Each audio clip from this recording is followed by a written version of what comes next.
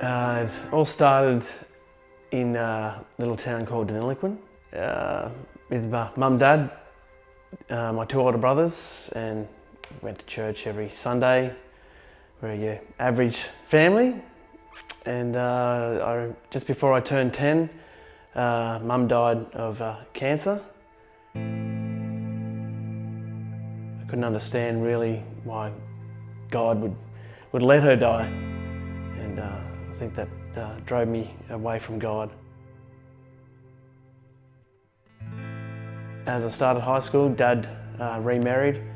My brother Andrew, he was in an accident and he was in a coma for a while, and it felt like God was punishing my family, and how could he let this happen? That was a really testing time for everyone in the family. In high school, I sung in a band called Hysteria. I did lots of stupid, crazy things, and that was just to hide the fact that I was really sad underneath. We never had much money, and during high school I started going out and thieving, stealing money to support my habits of drinking, smoking weed and cigarettes. When I finished high school, I moved to Sydney with the band that I was in, but just before I'd moved, I actually broke into a business, stole money, and ended up burning the business down. The worst thing about it was charity money. There was a charity tin there, and I ended up taking that, and that was only $200. I mean, it was just $200, and then to go from just taking that to burning the place down. I ended up handing myself in. I had absolutely messed up big time. Yeah. I had to serve in Parramatta Jail and go into jail every single weekend for a year. I was fortunate enough to get a job as an apprentice fitter. So 5 days of the week I was doing my apprenticeship, and then Friday night I'd go into jail and come out late Sunday afternoon. I was the youngest person there, just turned 18 when I started going.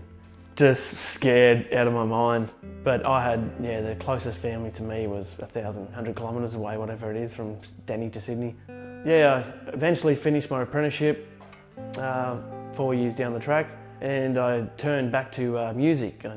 25 I would have been. Music was my absolute #1 passion. About a year later, that I ended up joining the band Someone You're Not as the frontman. The guys were a lot younger. It was more of a party band. I started delving down the line of drugs, so a long time, many years. That was what I went for. It was like, I was in a very dark place, And at the time, it seemed like that was the only medicine that was fixing a temporary fix on my life. If it wasn't for my Christian upbringing, the things that Dad had taught me, I would have taken my own life many times over. As much as I wanted to, I could never do that. Knowing that my mum was in heaven, and I one day again wanted to see her. I was just crying uncontrollably. I could be at work and I'd cry, and I'd have to go hide and get myself back together. Sad, miserable, lonely, dark person.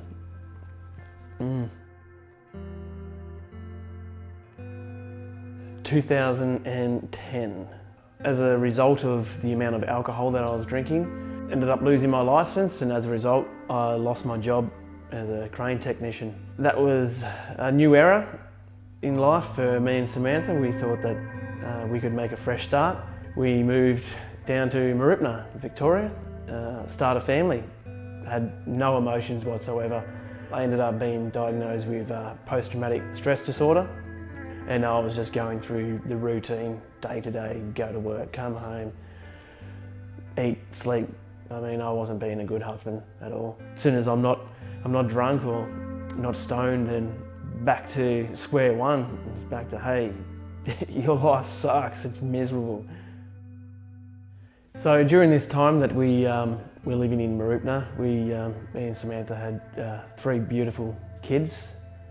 Kids are smart, they know what's going on, and they could see that I was unhappy, that they could see I was getting drunk.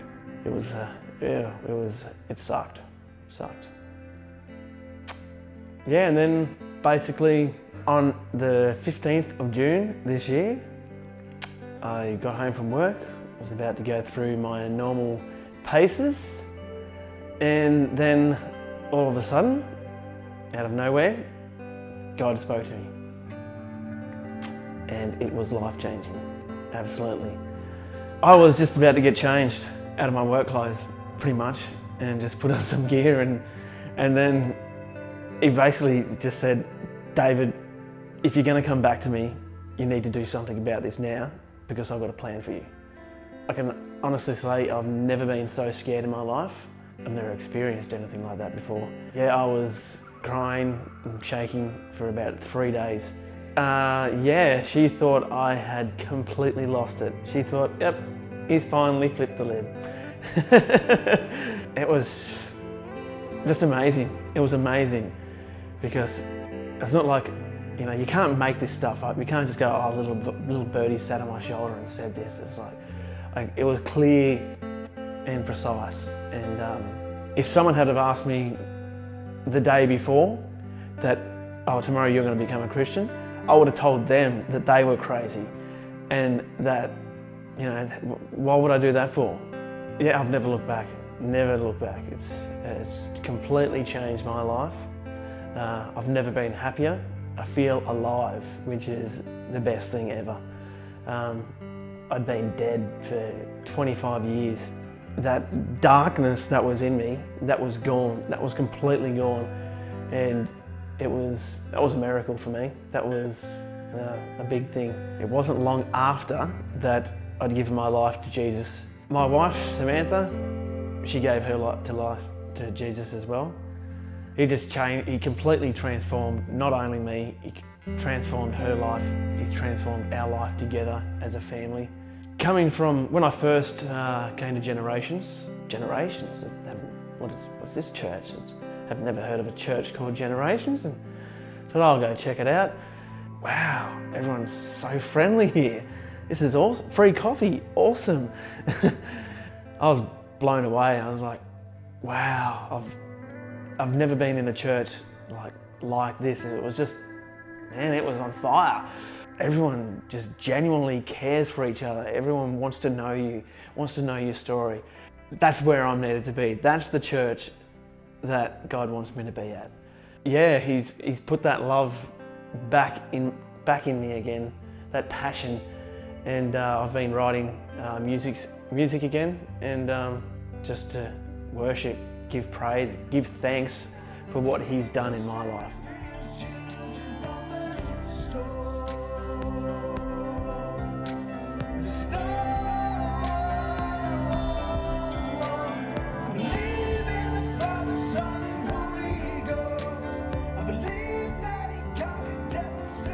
I was controlled by that darkness for 25 years, and the only thing that I ever needed in my life, it turned out that was Jesus.